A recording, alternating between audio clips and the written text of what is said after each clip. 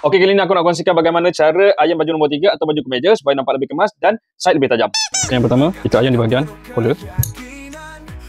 Kemudian kita iron epaulet. Kemudian kita iron bahagian tudung poket. Semua bahagian pengeras kita ironkan. Kemudian bahagian butang tepi, di bahagian butang ni kita akan ironkan. Di bahagian lubang butang pun kita akan ironkan supaya nampak lebih kemas. Guna kayu ni supaya kita bagi lebih rata dan lebih padat. Di bahagian bawah baju pun kita iron supaya hasilnya lebih cantik dan kemas. Kemudian di bahagian sebelum tu korang save video ni supaya korang tak tercari-cari masa korang memulakannya nanti. Jahitan tepi baju kita ironkan supaya tak nampak berlipat. Okay? Kemudian di bahagian bawah baju ni pun kita akan ironkan supaya dia punya side ni nampak lebih kemas. Kita akan ironkan di bahagian papan bahu ni secara terbalik supaya kita nak hilangkan kesan side di atas bahu ni. Dan kita akan iron baju ni secara terbalik. Kita akan iron bahagian dalam tapi secara terbalik. Begitu juga bahagian depan ni kita akan iron secara terbalik daripada dalam. Okay? So inilah hasilnya.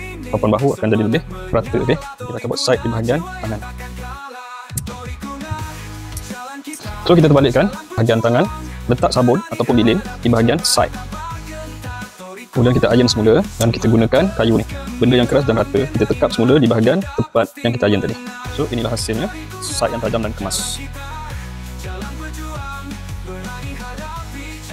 Dan sentuhan terakhir, kita kemaskan semula. Last touch up.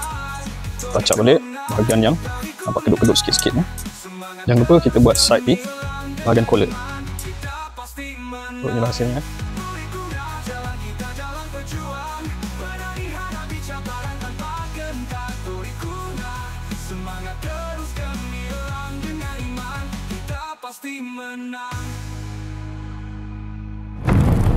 Like, follow dan share, komen video apa lagi yang korang nak aku kongsikan lepas ni.